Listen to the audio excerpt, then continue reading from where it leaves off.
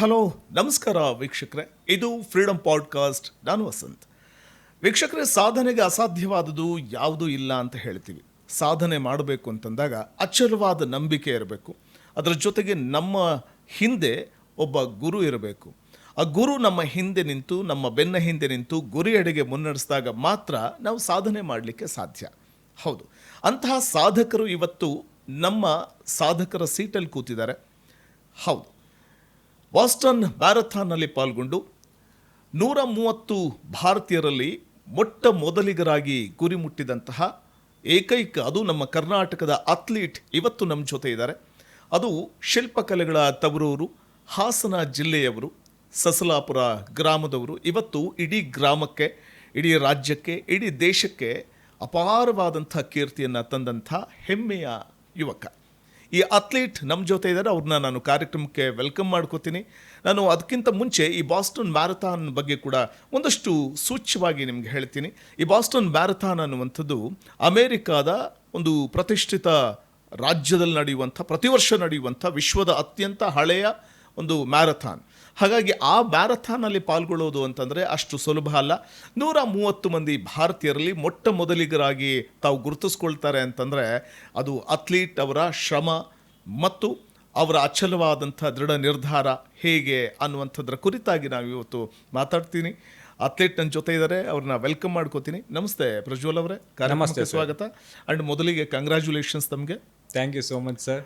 ಮೊದಲಿಗೆ ನನ್ನನ್ನು ಇಲ್ಲಿ ಆಹ್ವಾನಿಸಿದ್ದಕ್ಕಾಗಿ ಧನ್ಯವಾದಗಳು. Thank you.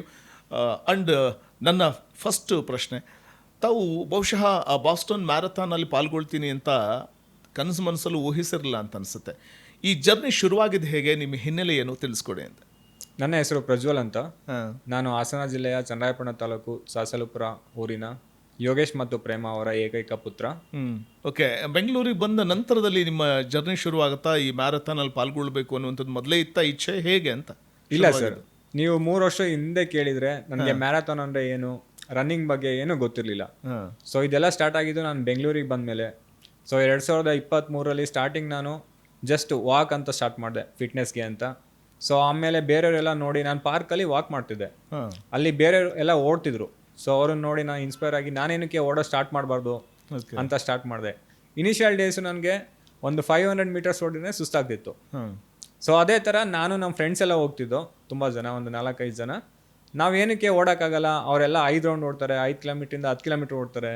ಸೊ ನಾವೇನು ಟ್ರೈ ಮಾಡಬಾರ್ದು ಅಂತ ಹಂಗೆ ಸ್ಟಾರ್ಟ್ ಮಾಡ್ತಾ 1 ಕಿಲೋಮೀಟರ್, 2 ಕಿಲೋಮೀಟರ್, ಆ ಥರ ಒಂದು 5 ಕಿಲೋಮೀಟರ್ವರೆಗೂ ಓಡೋ ಥರ ಆಯಿತು ಒಂದು ಸ್ಟಾರ್ಟಿಂಗ್ ಒಂದು 5 ಮಂತ್ಸ್ ಒಳಗೆ. ಓಕೆ, ಅಂದರೆ ಬಹುಶಃ ಅಚಲವಾದ ನಂಬಿಕೆ ಒಂದಿದ್ರೆ ಏನು ಬೇಕಾದರೂ ಸಾಧಿಸ್ಬೋದು, ಗುರಿ ಮುಟ್ಟಬಹುದು ಅನ್ನೋದಕ್ಕೆ ಬಹುಶಃ ಆ ನಿಮ್ಮ ಒಂದು ನಂಬಿಕೆ, ನಿರ್ಧಾರನೇ ಕಾರಣ. ಸೊ ಅಂಡ್ ಸ್ಟಾರ್ಟಿಂಗ್ ನೀವು ಶುರು ಮಾಡಿದಂಥ ಸಂದರ್ಭದಲ್ಲಿ ನಿಮ್ಮ ಮನಸ್ಸಲ್ಲಿ ಏನು ಓಡ್ತಾ ಇತ್ತು? ಬೇರೆಯವರು ಈ ಒಂದು ಸುಮಾರು 2 ಕಿಲೋಮೀಟ್ರ್ 3 ಕಿಲೋಮೀಟ್ರ್ ಓಡ್ತಾರೆ ಅಂತಂದಾಗ ಸೊ ನಿಮಗೇನು ಅನಿಸೋದು, ನಿಮ್ಮ ಮನಸ್ಸಲ್ಲಿ ಏನು ಓಡ್ತಾ ಇತ್ತಾಗ ಅಂತ?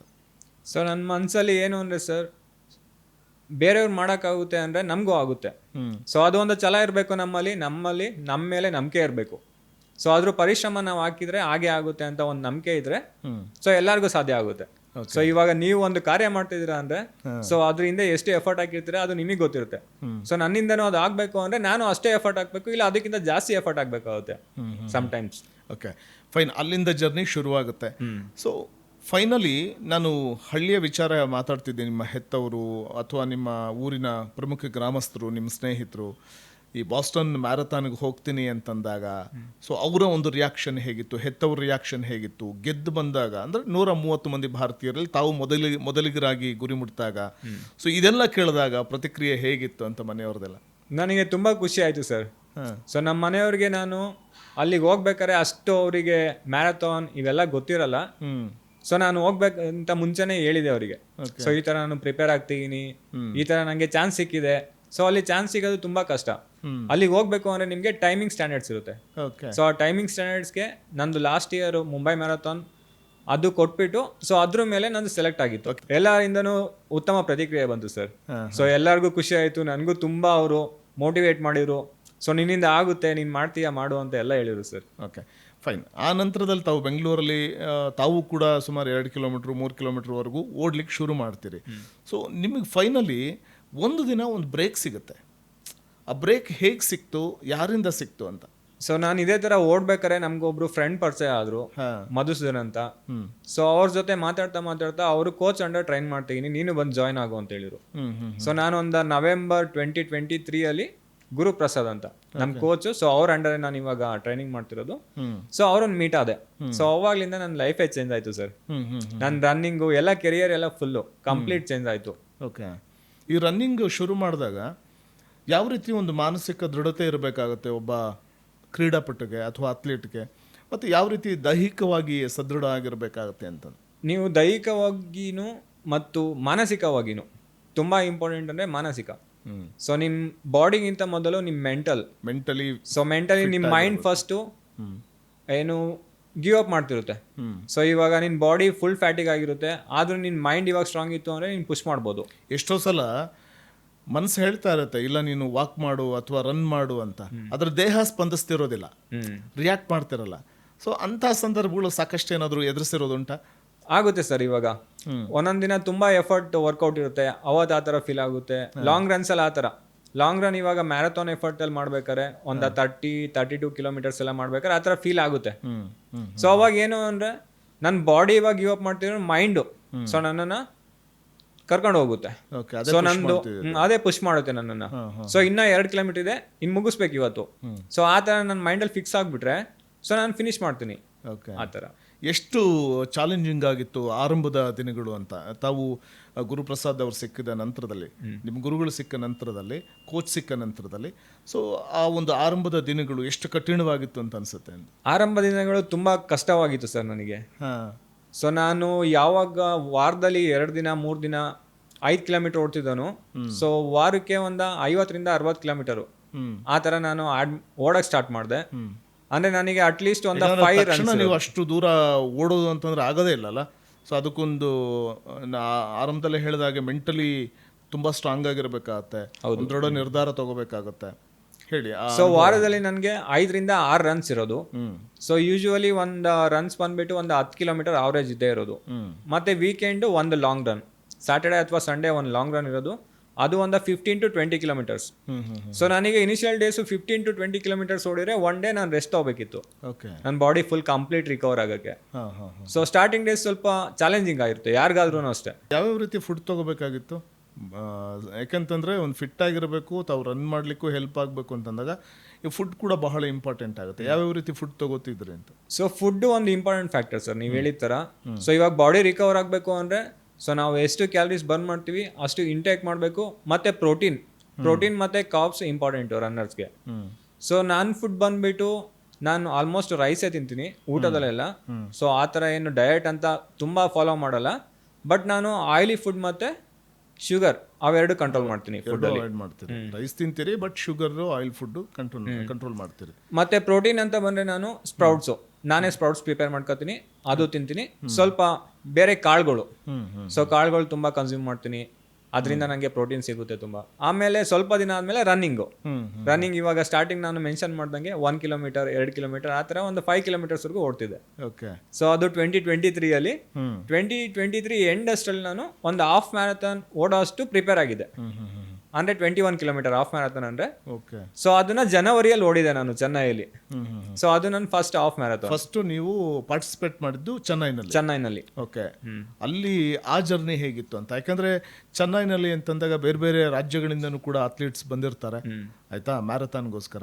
ಸೊ ಆ ಪ್ರಿಪ್ರೇಷನ್ ಹೇಗಿತ್ತು? ಅಲ್ಲಿನ ಒಂದು ಕಠಿಣವಾದಂಥ ಪರಿಸ್ಥಿತಿ ಹೇಗೆ ನಿಭಾಯಿಸಿದ್ರಿ ಅಂತ? ಅವಾಗಿನ್ನು ನಾನು ಟ್ರೈನಿಂಗ್ ಸ್ಟಾರ್ಟ್ ಮಾಡಿ, ಅಂದರೆ ಪರ್ಫೆಕ್ಟ್ ಟ್ರೈನಿಂಗ್ ಸ್ಟಾರ್ಟ್ ಮಾಡಿ 2ರಿಂದ 2.5 ಮಂತ್ ಆಗಿತ್ತು ಸರ್ ಅಷ್ಟೇ. ಅವಾಗಿನ್ನು ಇನಿಷಿಯಲ್ ಡೇಸ್ ನಂದು. ಸೊ ಫಸ್ಟ್ ಹಾಫ್ ಮ್ಯಾರಥಾನಲ್ಲಿ ಒಂದು 10ರಿಂದ 12 ಕಿಲೋಮೀಟರ್ಸ್ ಅಷ್ಟು ನಾನು ಓಡಿದೆ. ಸೊ ಆಮೇಲೆ ಚೆನ್ನೈ ವೆದರ್ ಗೊತ್ತೇ ಇದೆ ನಿಮಗೆ, ತುಂಬಾ ಹ್ಯೂಮಿಡ್ ಇರುತ್ತೆ. ಸೊ ಆಮೇಲೆ ನಾನು ವಾಕು ಮಾಡಿದ್ದೀನಿ. ಫಸ್ಟ್ ರನ್ನಲ್ಲಿ ನಾನು ತುಂಬಾ ವಾಕ್ ಮಾಡಿದ್ದೀನಿ, ಒಂದು 5-6 ಕಿಲೋಮೀಟರ್ಸ್ ವಾಕ್ ಮಾಡಿದ್ದೀನಿ. ಅಲ್ಲಿನ ವೆದರ್ಗೆ ಹೊಂದ್ಕೋಬೇಕು. ಈಗ ಬೆಂಗಳೂರು ವೆದರ್ಗೂ ಚೆನ್ನೈ ವೆದರ್ಗೂ ತುಂಬಾ ಡಿಫ್ರೆನ್ಸ್ ಇದೆ ಸರ್. ಅದನ್ನು ಜನವರಿಯಲ್ಲಿ ಅಲ್ಲಿ ತುಂಬಾ ಪೀಕ್ ಹ್ಯೂಮಿಡ್. ಸೊ ಆ ಟೈಮಲ್ಲಿ ಹೋಗಿ ಅಲ್ಲಿ ನನಗೆ ಆ ಥರ ಎಕ್ಸ್ಪೆಕ್ಟ್ ಮಾಡಿರಲಿಲ್ಲ ನಾನು. ಬೆಂಗಳೂರಲ್ಲಿ ಓಡೋ ಸ್ಪೀಡಲ್ಲೇ ಅಲ್ಲಿ ಓಡ್ತೀನಿ ಅಂತ ಹೋಗ್ಬಿಟ್ಟು ನಾನು ಸ್ಟಾರ್ಟಿಂಗ್ ಒಂದು 12 ಕಿಲೋಮೀಟರ್ 13 ಕಿಲೋಮೀಟರ್ ಅಷ್ಟೊಳಗೆ ಸ್ಟಾಪ್ ಮಾಡ್ಬಿಟ್ಟೆ. ನಾನು ಫುಲ್ ಸುಸ್ತಾಗಿತ್ತು. ನಾನು ವಾಕ್ ಮಾಡಿದ್ದೀನಿ, 4-5 ಕಿಲೋಮೀಟರ್ ವಾಕ್ ಮಾಡಿ ಮತ್ತೆ ಈಸಿಯಾಗಿ ರನ್ ಮಾಡಿ ಫಿನಿಶ್ ಮಾಡಿದ್ದು ಸರ್ ಅದು. ಅದು ನನ್ನ ಫಸ್ಟ್ ಹಾಫ್ ಮ್ಯಾರಥಾನು. ಓಕೆ. ಮತ್ತೆ ಅದು ನನಗೆ ತುಂಬಾ ಮೆಮೊರಿ ಇದೆ.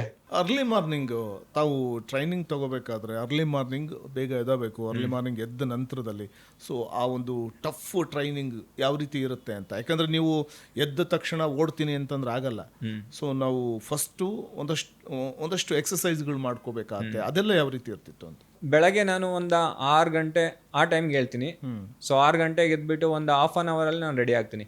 ಅಂದರೆ ನನಗೆ ಸ್ವಲ್ಪ ನೀರು ಕುಡಿಬೇಕು ಅಂದರೆ ನೀರು ಕುಡಿದ್ಬಿಟ್ಟು ನಾನು ಬಾಳೆಹಣ್ಣು ಮತ್ತೆ ಡೇಟ್ಸ್ ತಿಂತೀನಿ. ಇದು ಬೆಳಗಿನ ದಿನಚರಿನ ನಿಮ್ದು? ಓಕೆ. ಬೆಳಗ್ಗೆ ಎದ್ದ ತಕ್ಷಣ ನೀರು ಕುಡಿತೀರಿ, ಆಮೇಲೆ ಬಾಳೆಹಣ್ಣು ಮತ್ತೆ ಡೇಟ್ಸ್ ಅಥವಾ ಏನಾದ್ರು ಪ್ರೀ ಖಾಲಿ ವರ್ಕ್. ಹೊಟ್ಟೆಗೆ ಬಾಳೆಹಣ್ಣು ತಿನ್ಬೋದಾ? ಕೆಲವರು ತಿನ್ಬಾರ್ದು ಅಂತಾರೆ. ಆ ರನ್ನರ್ಸ್ ಎಲ್ಲ ಯೂಶುವಲಿ ಬನಾನಾ ತಿಂತಾರೆ ಸರ್ ಮಾರ್ನಿಂಗ್. ಖಾಲಿ ಹೊಟ್ಟೆಗಿಂತ ಬೆಳಗ್ಗೆ ತಿಂತಾರೆ. ಓಕೆ. ಚೆನ್ನಾಗಿ ತಾವು ಕಾಂಪೀಟ್ ಮಾಡಿದ ನಂತರದಲ್ಲಿ ಸೊ ನಿಮ್ಗೆ ಆ ಅವಕಾಶಗಳ ಒಂದು ದಾರಿ ಸಿಗ್ತಾ ಹೋಗುತ್ತೆ. ಅದ್ರ ಬಗ್ಗೆ ಹೇಳಿ, ಆ ರೋಚಕ ಹಾದಿ ಬಗ್ಗೆ ಅಂತ. ಅದು ನೆಕ್ಸ್ಟ್ ಮತ್ತಿನ್ನೆಲ್ಲಿ ಕಾಂಪೀಟ್ ಮಾಡ್ತೀರಿ ತಾವು? ಸೊ ಚೆನ್ನೈ ಆದ್ಮೇಲೆ ನಾನು ಬೆಂಗಳೂರಲ್ಲೇ ತುಂಬಾ ಇವೆಂಟ್ಸ್ ಅಟೆಂಡ್ ಮಾಡಿದೆ. ಓಕೆ. ಬೆಂಗಳೂರಲ್ಲಿ ಒಂದು 10 ಇವೆಂಟ್ಸ್ ಅಟೆಂಡ್ ಮಾಡಿದ್ದೀನಿ 2024 ಸೊ ಅವಾಗ ನನಗೆ ತುಂಬ ಕಾನ್ಫಿಡೆನ್ಸ್ ಬರ್ತಿತ್ತು. ಇವಾಗ 1 ರನ್ನಿಂದ ಇನ್ನೊಂದು ರನ್ನಿಂಗ್ ಇವೆಂಟ್ಗೆ ನನ್ನ ಟೈಮಿಂಗ್ ತುಂಬಾ ಇಂಪ್ರೂವ್ ಆಗ್ತಿತ್ತು. ಓಕೆ. ಸೊ ಇವಾಗ ನಾನು ಫಸ್ಟ್ 10K 40 ಮಿನಿಟ್ಸ್ ಅಲ್ಲಿ ಓಡಿದೆ ಅಂದ್ರೆ ನೆಕ್ಸ್ಟ್ ಇವೆಂಟ್ ಅಲ್ಲಿ ಒಂದು 39 ಮಿನಿಟ್ಸ್ ಆ ಥರ 1 ಮಿನಿಟ್ ಅಥವಾ ಒಂದು 30 ಸೆಕೆಂಡ್ಸ್ ಅವರು ಇಂಪ್ರೂವ್ಮೆಂಟ್ ಸಿಕ್ತಿತ್ತು. ಉದಾಹರಣೆಗೆ ಒಂದು 6 ಕಿಲೋಮೀಟರ್ ಅಥವಾ 5 ಕಿಲೋಮೀಟರ್ ತಾವು ಓಡಬೇಕು ಅಂದ್ರೆ ಎಷ್ಟು ನಿಮಿಷದಲ್ಲಿ ಗುರಿ ಮುಟ್ತೀರಿ 5 ಕಿಲೋಮೀಟರ್? ಸೊ ಇವಾಗ ಕೇಳಿದ್ರೆ ಸರ್ ನಾನು 5 ಕಿಲೋಮೀಟರ್ನ ಒಂದು 16 ಮಿನಿಟ್ಸ್ 30 ಸೆಕೆಂಡ್ ಓಡ್ತೀನಿ. ಈಗ ಓಟ ಅಂತಂದ್ರೆ ಅದು ವೇಗ ಅಲ್ಲ. ಹಾಗಾದ್ರೆ ನಿಮ್ಮ ಪ್ರಕಾರ ಓಟ ಅಂದ್ರೆ ಏನು? ಸೊ ಓಟ ಅಂದ್ರೆ ಎಲ್ಲರಿಗೂ ಒಂದೊಂದು ವೇಗ ಇರುತ್ತೆ ಸರ್.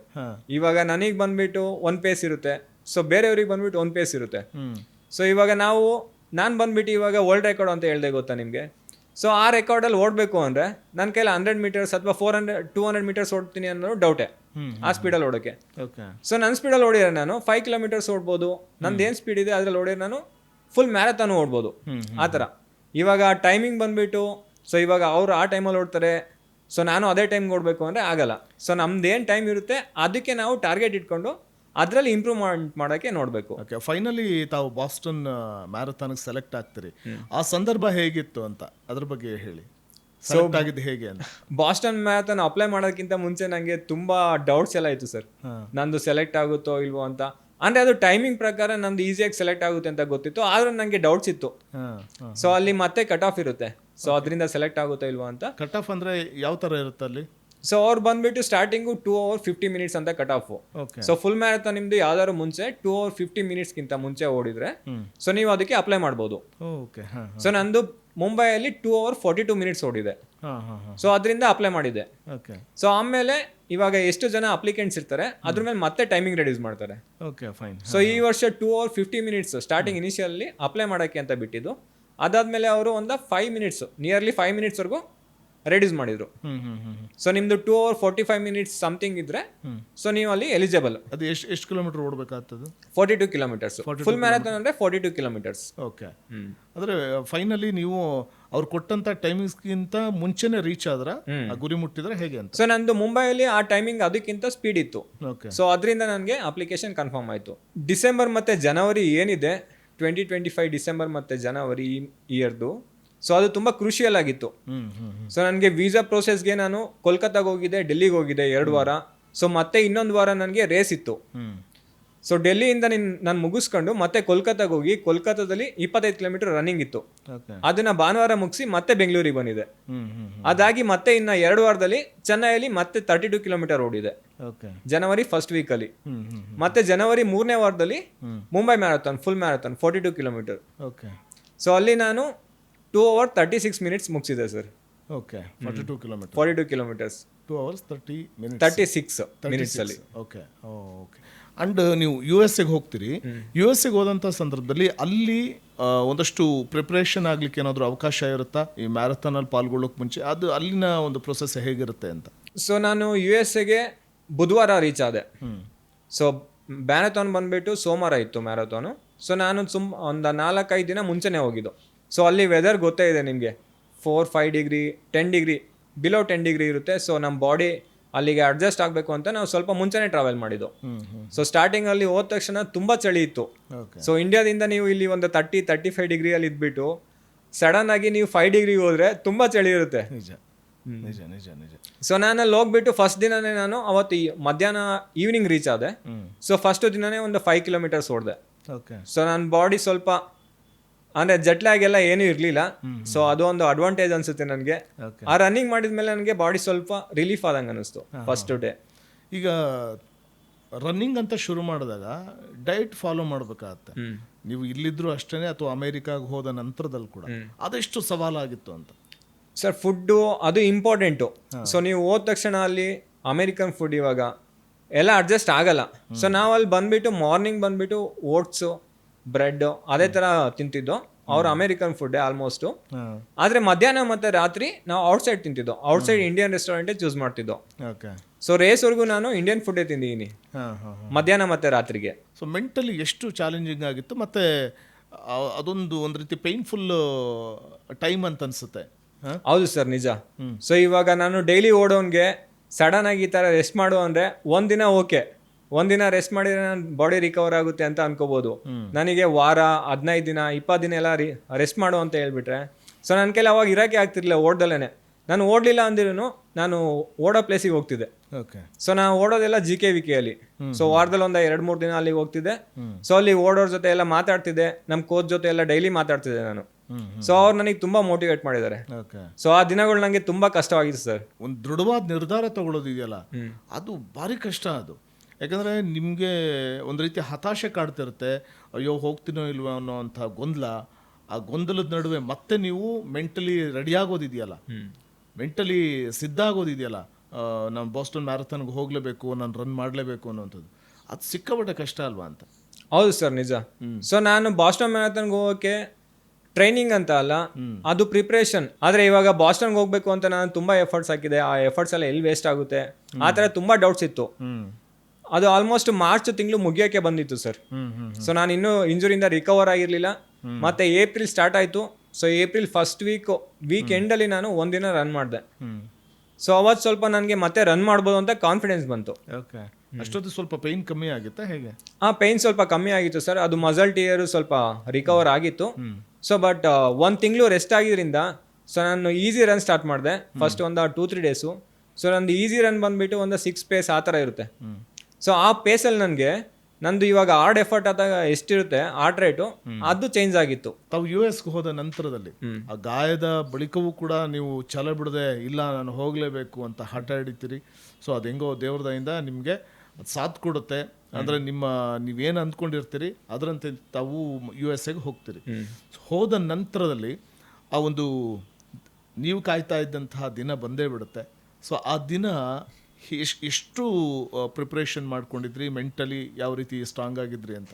ನಾನು ಸ್ಟಾರ್ಟಿಂಗ್ ಲೈನ್ ಹೋಗೋಕ್ಕಿಂತ ಮುಂಚೆ ನನ್ನ ಮೈಂಡಲ್ಲಿ ಯಾವುದೂ ಟೈಮಿಂಗ್ ಇರಲಿಲ್ಲ. ನಾನು ಇದೇ ಟೈಮ್ಗೆ ಓಡಬೇಕು ಆ ಥರ. ಸೊ ಮುಂಚೆ ನನ್ನ ಟ್ರೈನಿಂಗಲ್ಲೇ ಟೈಮ್ ಸೆಟ್ ಆಗಿತ್ತು. ಸೊ ಅದು ಇಂಜುರಿ ಆದಮೇಲೆ ನಾನು ಟೈಮಿಂಗ್ ಎಲ್ಲ ಮರ್ತ್ಬಿಟ್ಟಿದೆ. ಓಕೆ. ಸೊ ನನಗೆ ಟೈಮಿಂಗ್ ಬೇಡ, ನಾನು ಫಿನಿಶ್ ಮಾಡಿದರೆ ಸಾಕು. ನಾನು ಫಿನಿಶ್ ಮಾಡೋಕ್ಕಾಗುತ್ತೋ ಅಂತ ಡೌಟ್ಸ್ ಇತ್ತು. ಆದರೆ ಲಾಸ್ಟ್ ನಾನು ಹೋದ್ಮೇಲೆ ನಾನು ಫಿನಿಶ್ ಮಾಡಲೇಬೇಕು, ಹೆಂಗಾದ್ರೂ ಹೋಗ್ಲಿ ನಾನು ಫಿನಿಶ್ ಮಾಡಬೇಕು ಅಂತ ಅದೊಂದಿತ್ತು ಸರ್ ಮೈಂಡಲ್ಲಿ. ಆದರೆ ಸ್ಟಾರ್ಟ್ ಲೈನ್ ಹೋದ್ಮೇಲೆ ಸೊ ನನಗೆ ಸ್ಟಾರ್ಟ್ ಮಾಡೋದಕ್ಕಿಂತ ಮುಂಚೆ ತುಂಬಾ ಓಡ್ತಿತ್ತು ನನ್ನ ಮೈಂಡಲ್ಲಿ.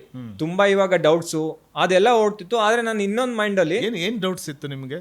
ಡೌಟ್ಸ್ ನಾನು ಇವಾಗ ಸ್ಟಾರ್ಟಿಂಗ್ ನನ್ನ ಜೊತೆ ಯಾರು ಓಡ್ತಾರೆ ಅವ್ರ ಜೊತೆನೇ ಓಡಿದ್ರೆ ಅಂದರೆ ನಾನು ಏನು ಪೇಸಲ್ಲಿ ಓಡೋಣ ಅಂತ ಅನ್ಕೊಂಡಿದ್ದೀನಿ, ಆ ಪೇಸಲ್ಲಿ ಓಡಿದ್ರೆ ನನಗೆ ಓಡೋಕ್ಕಾಗುತ್ತಾ ಫುಲ್ಲು, ಅಥವಾ ನಾನು ಮಧ್ಯದಲ್ಲೇ ಬಿಡ್ತೀನ, ಪೇನ್ ಏನಾದ್ರು ಬರುತ್ತಾ ಅಂತ.